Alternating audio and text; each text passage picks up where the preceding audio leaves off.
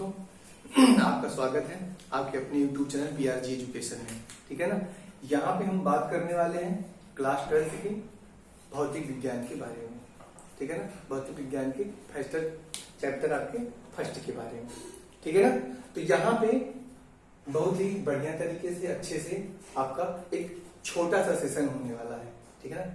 ये chapter first का थोड़ा सा परिचय है, इसलिए ज्यादा लंबा सेशन हम नहीं लेंगे। ठीक है ना। तो यहाँ पे हम बात करते हैं हमारा चैप्टर फर्स्ट। ठीक है ना। ये हमारा चैप्टर फर्स्ट है। ठीक है ना। चैप्टर फर्स्ट आप जानते हैं कौन सा है। ठीक है ना। चैप्टर फर्स्ट में आपका है कूलाम का नियम तथा वैद्युत क्षेत्र। क्या है चैप्टर फर्स्ट है आपका कूलाम का नियम। ठीक है ना। कूलाम का नियम, कूलाम का नियम। ठीक है ना। नियम तथा वैद्युत क्षेत्र। ठीक है ना। तथा वैद्युत क्षेत्र। ठीक है भैया, ये है आपका चैप्टर फर्स्ट। ठीक है ना। अब यहाँ पे हम इसमें जो भी टॉपिक्स आएंगे, जितने भी टॉपिक्स आएंगे उनके बारे में हम यहाँ पे चर्चा करने वाले हैं। ठीक है ना। चैप्टर शुरू करने से पहले आपको मैं इस चैप्टर में बताता हूँ मुख्य इसमें काम क्या है, किस चीज का इसमें हमें जरूरत है। ठीक है ना। इसमें हम चर्चा करने वाले हैं वैद्युत आवेश के विषय में। इसके विषय में चर्चा करने वाले हैं वैद्युत आवेश के विषय में। हम बात करेंगे वैद्युत आवेश की पूरी कहानी के विषय में। आखिर ये वैद्युत आवेश होता क्या है। मेरे दोस्तों, एक बात आप लोग गौर करिएगा, एक बात आप लोग जान लीजिएगा अच्छे से, क्योंकि पूरे स्थिर वैद्युतिकी में आपको इसी का सबसे ज्यादा महत्व है। यही है जो कुछ है। ठीक है ना। पूरे इलेक्ट्रिक में जो कुछ भी है यही है। ठीक है ना। तो जब यही सब कुछ है तो पहले मैं इससे जान बताता हूं आपको, और आप पहले इसे जानिए कि ये होता क्या है। ठीक है ना। ज्यादा देरी ना करते हुए हम आइए चर्चा करते हैं इस पे। आप जानते हैं आज से तकरीबन 25,000 साल पहले, 25,000 का तकरीबन 2500 साल पहले, 2,500 साल पहले एक वैज्ञानिक थेल्स थे। कौन थे? वैज्ञानिक थेल्स। मतलब आज से तकरीबन 2500 वर्ष पहले। ठीक है ना। 2500 वर्ष पहले एक थेल्स नाम के वैज्ञानिक हुआ करते थे। ठीक है ना। थेल्स नाम के एक वैज्ञानिक हुआ करते थे, जिन्होंने ये बताया कि जब दो वस्तुओं को आपस में रगड़ा जाता है तो वह वस्तुएं छोटी छोटी चीजों को अपनी ओर आकर्षित करने लग जाती हैं, या वे वस्तुएं क्या होती हैं, वैद्युतमय हो जाती हैं। ठीक है ना। उनमें वैद्युत आवेश आ जाता है।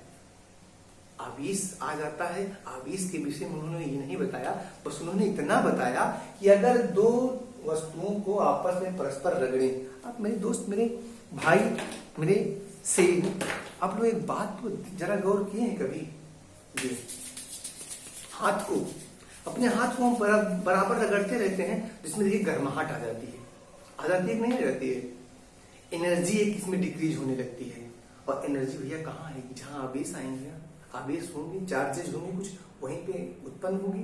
ठीक है ना। इसे परस्पर रगड़ते हैं, एक समय तक एकदम गर्म हो जाता है हमारा हाथ। ठीक है ना। बचपन में आप लोगों ने देखा होगा, अक्सर जो लोग जानते हैं कि हम पटरी होती है स्केल, ठीक है ना, जिसे हम पटरी बोलते हैं, स्केल से हम अपने बाल में रगड़ने के बाद, बाल में परस्पर ऐसे ऐसे ऐसे ऐसे ऐसे रगड़ने के बाद हम जब ऐसे ले जाते थे किसी कागज, छोटे छोटे कागज के पास, तो उसमें क्या होता था, कागज उसमें चिपकने लगता था। कागज उसमें चिपकने लगता था। मतलब हुआ ये कि उसमें क्या गया, चुंबकीय गुण, मतलब किसी भी चीज को अपनी तरफ आकर्षित करने का गुण आ जाता था। ठीक है ना। आवेश आ जाता था उसमें, वो चीजें वैद्युतमय हो जाती थी। ठीक है ना। तो वही उन्होंने बताया, वैज्ञानिक थेल्स ने, कि आज से तकरीबन 2500 साल पहले उन्होंने बताया कि अगर दो वस्तुओं को आपस में परस्पर रगड़ा जाता है तो एक दूसरे को क्या होते हैं, खींचने लग जाते हैं। लेकिन तकरीबन 2000 साल तक इस पर कोई ध्यान नहीं दिया गया। सब इस बात को मानने के लिए तैयार ही नहीं थे कि ऐसा कुछ होता भी है। ठीक है ना। आप लोग बहुत ही ध्यान के साथ, बहुत ही ध्यान पूर्वक पढ़िएगा। गर्मी बहुत लग रही है, जरा इसको हम देख लेते हैं।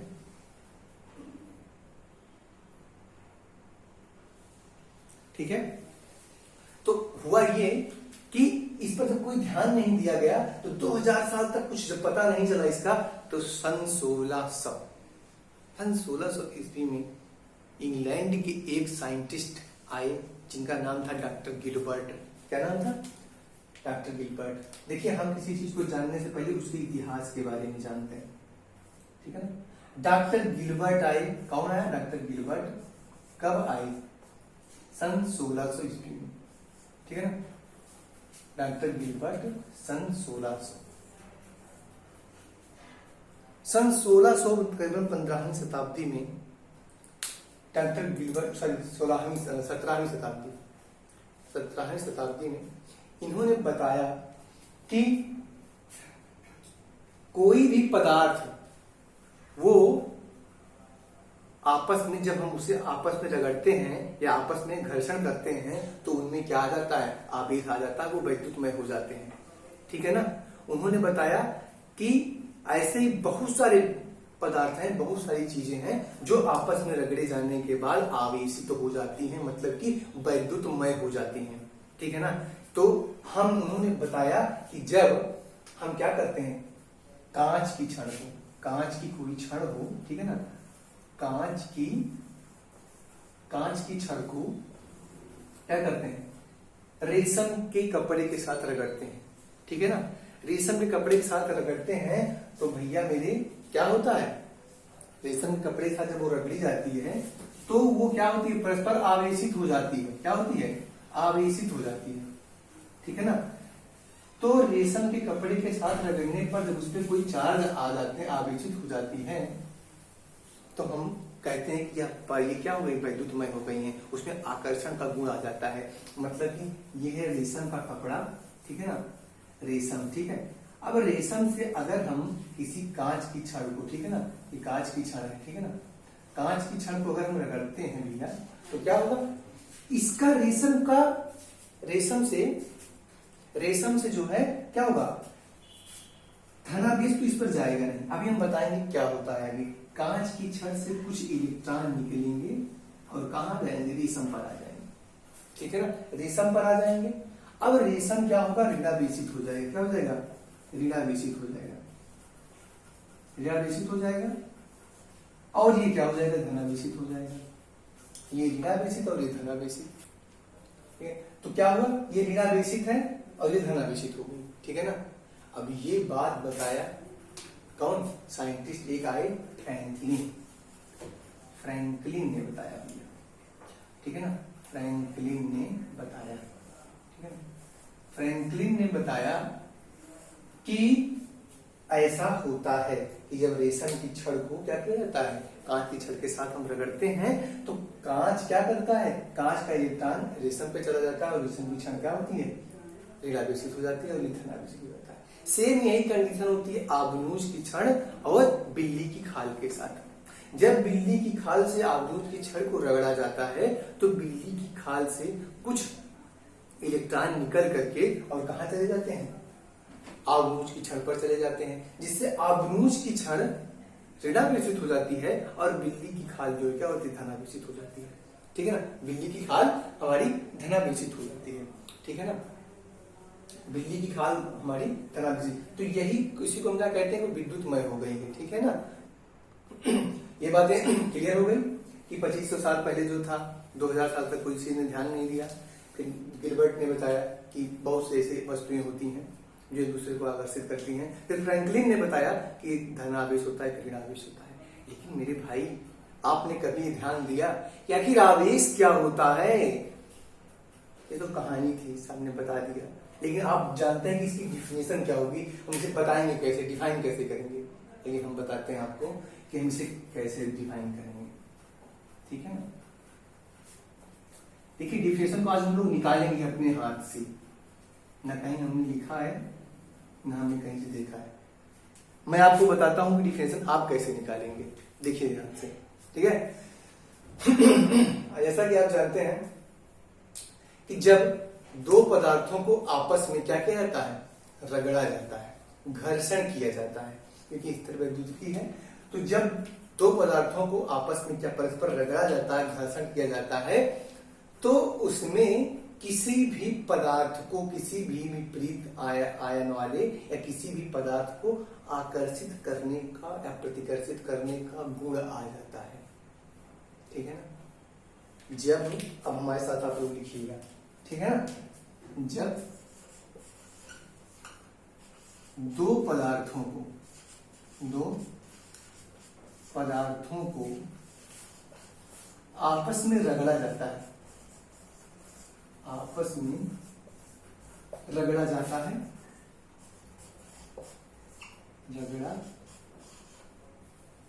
जाता है, जाता है या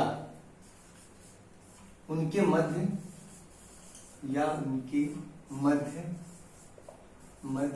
घर्षण कराया जाता है, घर्षण कराया जाता है, घर्षण कराया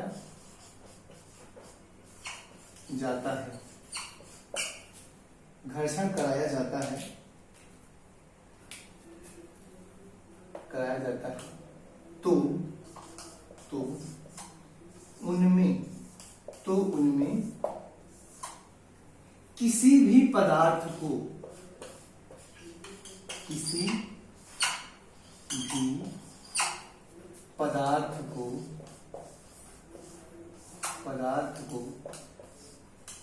आकर्षित करने का, क्या करने का, आकर्षित करने का, आकर्षित करने का गुण आ जाता है, गुण आ जाता है, उत्पन्न हो जाता है, आ जाता है। ध्यान से देखिएगा, जब दो पदार्थों को आपस में रगड़ा जाता है या उनके मध्य घर्षण कराया जाता है, तो उनमें किसी भी पदार्थ को आकर्षित करने का गुण आ जाता है। आकर्षित ही नहीं, प्रतिकर्षित करने का भी गुण आ जाता है। ठीक है ना। और आकर्षण और प्रतिकर्षण के इसी गुण को, ठीक है ना, आकर्षण और प्रतिकर्षण के इसी गुण को, उत्पन्न हुए इसी गुण को हम वैद्युत आवेश कहते हैं। ठीक है, क्या बोलते हैं हम, वैद्युत आवेश कहते हैं। ठीक है, तो गुण आ जाता है। जरा हम ऊपर लिखेंगे, आप लोग ध्यान दीजिएगा, इस साइड में लिखते हैं। ठीक है, आकर्षण और प्रतिकर्षण का, आकर्षण का गुण आ जाता है, आकर्षण का यही गुण, आकर्षण का यही गुण वैद्युत आवेश कहलाता है, सॉरी आवेश कहलाता है। ठीक है ना, आवेश कहलाता है। ठीक है, सब लोग इसको नोट कर लीजिए अच्छे से, पूरी डिफिनेशन को। क्या कि जब दो पदार्थों को आपस में रगड़ा जाता है या उनके मध्य घर्षण कराया जाता है, तो उनमें किसी भी पदार्थ को आकर्षित करने का गुण आ जाता है। आकर्षण का यही गुण आवेश कहलाता है। और आकर्षण ही नहीं आता मेरे भाई, प्रतिकर्षण भी आता है साथ में, मतलब आकर्षण और प्रतिकर्षण का गुण दोनों आता है। ठीक है ना, तो आप लोग उसको भी नोट कर लीजिएगा कि आकर्षण और प्रतिकर्षण का गुण आ जाता है। ठीक है ना, ठीक, नोट कर लीजिए। हो गया ना। अब हम इसको क्या करेंगे, आगे चलते हैं। ठीक है ना, आगे हम बताते हैं कि क्या और कैसे है। ठीक है, साफ कर दे रहे हैं इसको हम। ठीक है ना, तो हम लोग डिफिनेशन लिख चुके हैं इसका। तो क्या होता है उसमें, प्रतिकर्षण का भी गुण आता है, ये बात आप भी ध्यान रखिएगा। ठीक है ना, अब हम बात करते हैं वैद्युत आवेश तो हो गया। अब वैद्युत आवेश जो हमारे फ्रैंकलिन साइंटिस्ट साहब ने बताया था, कितने प्रकार के होते हैं, 2 प्रकार के होते हैं। ठीक है ना, ऋणावेश और ये धनावेश। वैद्युत आवेश कितने प्रकार के होते हैं मेरे भाई, 2 प्रकार के होते हैं, ऋणावेश और धनावेश। ठीक ठीक है ना, ऋणावेश हो गया और ये धनावेश हो गया, ठीक है ना। अब आप ये देखिएगा कि हम ऋण आवेश और धन आवेश को कैसे जानेंगे, ठीक है ना। ठीक, तो भैया ऋणावेश और धनावेश दो प्रकार के होते हैं, आप जान गए। अब देखिएगा ध्यान से कि सन 1750 में, ठीक है ना, सन 1750 में फ्रैंकलिन साहब ने यह भी बताया था कि समान आवेश मिल भैया क्या करते हैं, समान आवेश एक दूसरे को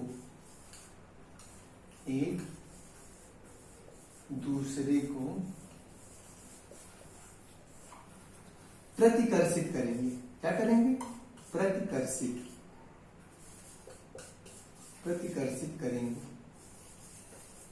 करते हैं, ठीक है। और दूसरा था विपरीत आवेश, एक दूसरे को, विपरीत आवेश एक दूसरे को आकर्षित करते हैं। क्या करते हैं भैया, आकर्षित करते हैं। नोट करिए इसको तुरंत आप लोग। फ्रैंकलिन साहब ने बताया 1750 ईस्वी में कि समान आवेश एक दूसरे को प्रतिकर्षित करते। तो क्या हो मेरे भाई, समान आवेश एक दूसरे को प्रतिकर्षित करते हैं और विपरीत आवेश एक दूसरे को आकर्षित करते हैं, ठीक है ना, बात क्लियर है। अब हम आगे चलते हैं, ठीक है ना। देखिए आप सुने होंगे किसके बारे में, लिप्टान सिद्धांत के बारे में, लिप्टान वाहकों के सिद्धांत के बारे में आप जानते हैं कि होता क्या है। ये बहुत ही छोटी छोटी चीजें हैं जो आप क्लियर किए रहेंगे तो आगे आपको चैप्टर्स में क्या होगी, किसी प्रकार की कोई दिक्कत नहीं होने वाली है, ठीक है ना। अब देखिए हम दूसरा चीज लिखेंगे यहाँ पे, दूसरा टॉपिक डालेंगे, क्या, आवेश वाहकों की परिकल्पना, ठीक है ना। इसको ऊपर वाला में साफ कर देते हैं जरा। धीरे धीरे हम लोग जानेंगे तभी किसी चीज को जान पाएंगे अच्छे से, ठीक है ना, धीरे धीरे जानेंगे तो, ठीक है ना। तो यहाँ पे देखिए हम लोग लिखते हैं, हेडिंग डालते हैं, आवेश वाहकों की परिकल्पना, वाहकों की परिकल्पना। शुरुआत में अगर हम छोटी छोटी चीजों को अच्छे से धीरे धीरे क्लियर कर लेंगे तब क्या होगा, आगे हमको पढ़ने और समझने में बहुत ही ज्यादा आसानी होने वाली है, ठीक है ना। अब वाहकों की परिकल्पना से बात ये आती है, हम यहाँ पे लिखते हैं भैया रेशम, क्या लिखते हैं, रेशम, ठीक है ना। और ये हो गया कांच, ठीक है ना, एक जगह हो गया। और दूसरा क्या हो गया, बिल्ली की खाल, ठीक है ना, बिल्ली की खाल। और एक हो गया आबनूस, ठीक है। अब देखिएगा ये मान लेते हैं एक रेशम का ये कपड़ा हुआ, ठीक है ना। और ये हो गया हमारा ये हो गई कांच की छड़, ठीक है ना, ये कांच की छड़ हो गई। और ये हो गई हमारी क्या, बिल्ली की खाल का हमने एक टुकड़ा ले लिया। और ये भी हमने क्या ले ली, एक आबनूस की बड़ी सी छड़ ले ली, ठीक है ना, आबनूस की हमने बड़ी सी छड़ ले ली, ठीक है ना। और क्या कर दिया, दोनों को हम बारी बारी से क्या करेंगे, रेशम के कपड़े से हमने इसको कांच की छड़ को जब रगड़ना प्रारंभ किया तो रिजल्ट क्या आया मेरे भाई, रिजल्ट ये आया कि क्या हुआ, रेशम का कपड़ा ऋणावेशित हो गया, रेशम का कपड़ा ऋणावेशित हो गया। क्या हो गया, ऋणावेशित हो गया, ठीक है ना, हो गया। और यहां पे जब हमने बिल्ली की खाल से आबनूस की छड़ को रगड़ा तो क्या हुआ, आबनूस की छड़ ऋणावेशित हो गई। क्या हो गई, आबनूस की छड़ ऋणावेशित हो गई, आबनूस की छड़ की क्षण ऋणावेशित, ऋणावेशित। ठीक, मतलब ये हुआ कि अब देखिए ये हुआ कैसे, ये छोटी सी चीज, ये घटना हुई कैसे, हमने इससे इसको रगड़ा और इससे इसको रगड़ा, तो इसमें हुआ क्या, तो हमने इससे इसको रगड़ा और इससे इसको रगड़ा, तो हुआ क्या कि ये ऋणावेशित, ये धनावेशित हो गया, ये ऋणावेशित हो गया, ये क्या किया, ये जो है हमारा धनावेशित हो गया, अब ये ऋणावेशित हो गया। ठीक है ना।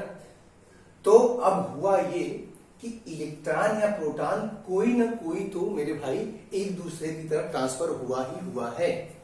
ठीक है ना। तो इसके लिए हम चर्चा करते हैं कि हुआ ये कि जब हम इससे इसको रगड़ रहे थे तब कांच की छड़ के कुछ इलेक्ट्रॉन निकल करके कहां आ गए, रेशम पर आ गए।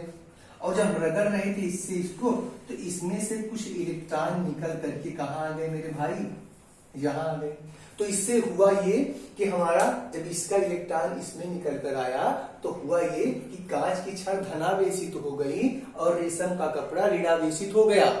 और साथ ही साथ बिजली की खाल से जब आबनूस की छड़ को रगड़ा गया तो आबनूस की छड़ जो है ऋणावेशित हो गई और बिजली की खाल हमारी क्या हो गई, धनावेशित हो गई। ठीक है ना। तो हम क्या करेंगे, ये क्या हुआ हमारा, इसमें ये ऋणावेशित हुई है, ये धनावेशित, ये धनावेशित, ये ऋणावेशित। ठीक है, अब समझ रहे हैं ना आप इसको। ठीक है ना, ये समझ गए। तो इसमें कौन, ये इस पर ऋण चार्ज आए हुए हैं और इस पर धन चार्ज आए हुए हैं, यहां पर इस पे ऋण चार्ज आए हुए हैं और इस पर धन चार्ज आए हैं। ठीक है ना। चूंकि आप ये जानते हैं कि इलेक्ट्रॉन ही ट्रांसफर क्यों होता है, इलेक्ट्रॉन ही वाहक का कार्य क्यों करता है, क्योंकि मेरे भाई जब भी आपने रसायन विज्ञान में एक बात पढ़ी होगी कि जो हमारा ये परमाणु होता है मेरे दोस्त, इस परमाणु में जो ये नाभिक होता है, इस पर प्लस चार्ज होते हैं प्रोटॉन और न्यूट्रॉन जिसमें पाए जाते हैं, इसके चारों ओर इलेक्ट्रॉन चक्कर लगाते हैं, ये सारी चीजों को आप जानते हैं। तो मेरे भाई जो नाभिक में से प्रोटॉनों को निकाल पाना बहुत ही सहज नहीं होता, ये आसानी से ये प्रोटॉन निकलने वाले नहीं है, क्योंकि बहुत ही रिजिड पिंड होता है। ठीक है ना, ये बहुत ही ज्यादा ठोस होता है, ये यहां से निकाल पाना हमारे बस की बात नहीं है। ठीक है ना। इसीलिए जो हमारे मुक्त इलेक्ट्रॉन होते हैं बाहर, वही आवेश वाहक का कार्य करते हैं। मतलब जब हम किसी भी चीज को आपस में रगड़ते हैं, घर्षण कराते हैं, तो इलेक्ट्रॉनों का ही आदान प्रदान होता है। अब मेरे भाई ये बताइए कि जब इलेक्ट्रॉन यहाँ से निकल के आया तो हम ये कैसे कह दिए ये धनावेशित हो गई और ये ऋणावेशित हो गई, हाँ। और इलेक्ट्रॉन जब यहाँ से यहाँ निकल के गया तो हम ये कैसे कह दिए कि ये ऋणावेशित हो गई और ये धनावेशित हो गई। तो इसके लिए हम छोटा सा उदाहरण देखते हैं। ठीक है ना। उदाहरण ये देखते हैं कि आपने ये पढ़ा है कि परमाणु जो होता है हमारा परमाणु, ठीक है ना, हमारा परमाणु जो होता है, यहीं पे हम देख लेते हैं। ठीक है मेरे दोस्त, अब आइए हम थोड़ा समझ लेते हैं, थोड़ा उदाहरण ले लेते हैं। ठीक है ना। उदाहरण क्या है कि देखिए ये था परमाणु, ठीक है ना, इसके बीच में पाया गया था प्रोटॉन और न्यूट्रॉन। ठीक है ना, प्रोटॉन और न्यूट्रॉन, जिस पर धन चार्ज होता है प्रोटॉन, और उसके बाद न्यूट्रॉन क्या होता है, विद्युत उदासीन होता है। अब इसके चारों ओर हमारे इलेक्ट्रॉन चक्कर लगाते रहते हैं। तो आप ये जानते हैं कि आपने ये देखा होगा कि एक जो इस पर चार्ज होता है, जो आवेश होता है इलेक्ट्रॉन पर, उस पर क्या होता है 1.6 इंटू 10⁻⁻⁹ होता है कि नहीं होता है, होता है ना। और ये माइनस में होता है, क्या होता है, माइनस में। साथ ही साथ ये माइनस और प्लस जानते हो क्या दिखाता है, ये दिखाता है कि ये क्या है, ये इलेक्ट्रॉन है, और धन दिखाता है ये प्रोटॉन है। और इस पर भी होता है शायद चार्ज 1.6 इंटू 10⁻⁻⁹ होता है कि नहीं होता है, होता है ना। अब मेरे दोस्त एक चीज आप जानते हैं, इन दोनों पर जब समान है मेरे भाई, तो इनकी और इनकी मात्रा जब दोनों समान है, ठीक है ना, तो अच्छा आप ये बताइए कि अगर आपके पास यहाँ पे इनके पास मान राम और श्याम दो मित्र हैं, एक के पास क्या है 4 आम है और एक के पास क्या है 5 आम है, दोनों एक साथ रखें, ठीक है ना, ठीक है ना। राम और श्याम के पास दोनों आम बराबर है। तो अब देखिए अगर राम का आम निकल करके मेरे भाई श्याम के पास चला गया तो राम के पास कितने आम बचे? 4। श्याम के पास कितने हो गए? 6। तो आप बताइए किसके पास ज्यादा हुई? इसके पास ज्यादा हुई ना, ठीक है ना। तो मतलब मतलब कि जो कुछ भी चार्ज आएंगे, अमीर कौन होगा? यही होगा। ज्यादा कौन होगा? यही होगा। लेकिन इसके साथ थोड़ा अलग सा है, हमारे परमाणु के साथ थोड़ा अलग सा है। परमाणु के साथ अलग ऐसा है कि देखिए, अगर ये इलेक्ट्रॉन चले भी जाएंगे ना मेरे दोस्त, तब भी इनमें आयनों में कमी उतनी ज्यादा नहीं आने वाली है। दोनों बराबर हैं। हाँ, बशर्ते इतना छोटा सा काम होगा कि परमाणु हमारा वैद्युत उदासीन नहीं रह जाएगा। मतलब अब उसमें वो गुण आ जाएगा कि किसी भी चीज को आकर्षित कर सकता है और किसी भी चीज को प्रतिकर्षित कर सकता है। ठीक है ना, आने जाने की बात तो समझने की कोशिश करिएगा, ठीक है ना। ज्यादा कठिन विषय की बात नहीं है, ठीक है। आराम से हमको बताते हैं और ध्यान दीजिएगा, इस पर दोनों पे बराबर थे चार्ज, ठीक है ना। तो जब इलेक्ट्रॉन और प्रोटॉन दोनों बराबर थे तो मतलब कि हमारे परमाणु पर क्या था? वैद्युत उदासीन था। आप जानते ही हैं परमाणु वैद्युत उदासीन होता है। तो अब इस पर चार्ज बराबर थे, ठीक है ना। लेकिन जब इसमें से एक इलेक्ट्रॉन निकला 1.6, ठीक है ना, जब इसमें से एक इलेक्ट्रॉन निकला तो भैया जब एक तो इसमें से कमी आ गई तो ज्यादा कौन? ये हुआ। तो मतलब पूरे परमाणु पर कब्जा किसका? प्रोटॉन का, मतलब प्लस का कब्जा ना। तो ये परमाणु क्या होगा? धनावेशित कि ऋणावेशित? धनावेशित ना। जब ऋणावेश निकल गया तो परमाणु क्या होगा? धनावेशित। तो यही हुआ, जब कांच की छड़ को हमने रेशम के कपड़े के साथ रगड़ा तो इसका इलेक्ट्रॉन निकल करके जो रेशम के कपड़े पर आया भैया, तो इसमें से एक इलेक्ट्रॉन की कमी हुई। जैसी इलेक्ट्रॉन की कमी हुई, प्लस चार्ज ने पूरा कब्जा कर लिया कि अब हम मालिक हैं इसके, ठीक है ना। अब इस पर जब इलेक्ट्रॉन आया तो इस पर तो वैद्युत उदासीन ये भी था, ठीक है ना, वैद्युत उदासीन ये भी था। तो हुआ ये कि जब इस पर इलेक्ट्रॉन आया तो इसके पास और जो इलेक्ट्रॉन थे उन्होंने कहा मेरा भाई एक और आ गया। अब उन्होंने मिल करके प्रोटॉन को दबा दिया। अब कहा इस रेशम के कपड़े पर मेरा कब्जा। कब्जे की बात आप समझ गए ना। सेम कंडीशन हमारे बिल्ली की खाल और आबनूज की छड़ के साथ हुई। जब आप बिल्ली की खाल से आबनूज की छड़ को रगड़ा गया मेरे दोस्त, तो हुआ ये मेरे भाई कि आबनूज की छड़ का जो इलेक्ट्रॉन था वो बिल्ली की खाल का जो इलेक्ट्रॉन था वो निकल करके आबनूज की छड़ पे चला गया। अब यहां पर जब इनका एक भाई और आ गया, ये बलवान हो गए। उन्होंने कहा पूरी आबनूज की छड़ पर इलेक्ट्रॉनों का कब्जा होगा, अब कोई इस पर नहीं आ सकता। प्रोटॉन बेचारे शांति से चुप मार के बैठ गए। अब देखिए दूसरी बात ये हुई कि जब इसमें से इलेक्ट्रॉन निकल गया तो प्रोटॉनों ने सोचा कि यार अब तो इलेक्ट्रॉन गया, एक की कमी हुई, अब इस पर मेरा कब्जा। तो ये धनावेशी इसलिए हो गया और ये ऋणावेशी हो गया, ठीक है ना। आगे स्वाहकों के आपके बारे में समझ में आ गया नहीं आ गया? मतलब कि हम यहाँ पे लिख सकते हैं, ठीक है। इसको आप लोग देख लीजिए ध्यान से, स्ट्रक्चर को अगर स्क्रीनशॉट लेना चाहते हैं तो स्क्रीनशॉट ले लीजिए, ठीक है ना। इसको फिगर को आप बना लीजिएगा, कॉपी में ड्रा कर लीजिएगा, ठीक है ना। फिर हम आपको नोट पॉइंट लिखाते हैं छोटा सा, ठीक है ना। हो गया। आइए हम इसको पहले मिटा देते हैं फिर आगे हम, ठीक है ना। ये बातें हो गई हैं। अब एक चीज आप ये देखिए हमारे दोस्त कि होता ये है, हमने आपको बता दिया कि नोट पॉइंट क्या लिखेंगे आप। देखिए यहां पे हम छोटा सा पॉइंट लिखेंगे, किसी,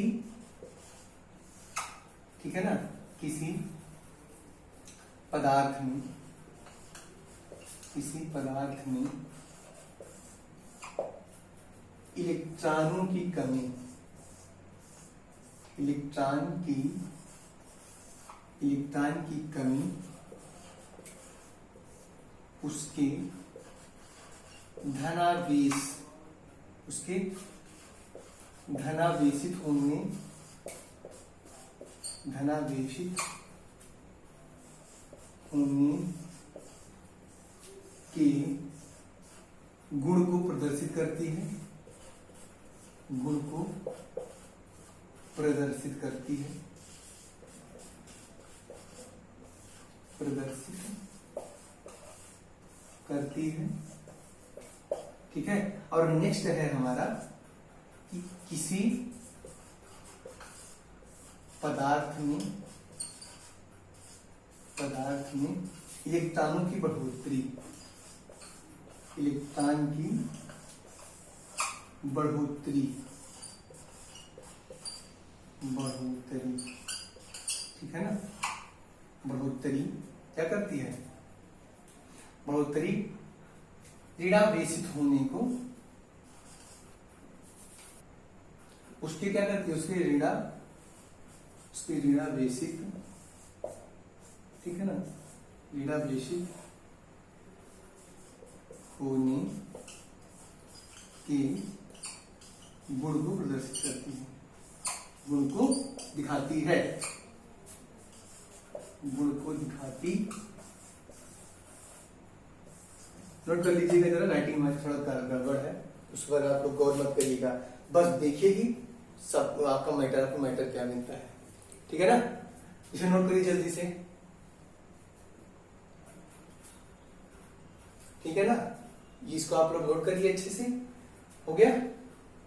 चलिए अब हम आगे बताने वाले हैं आपको कि आपका अगला टॉपिक क्या होने वाला है, ठीक है ना।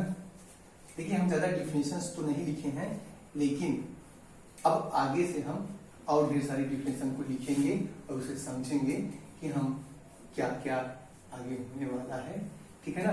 और आपका अगला टॉपिक जो चलेगा आपकी नेक्स्ट क्लास में वो होगा आवेश संरक्षण, ठीक है ना। आवेश संरक्षण क्या है हम यहाँ से बात करेंगे और बहुत तेजी के साथ आगे बढ़ेंगे, ठीक है ना।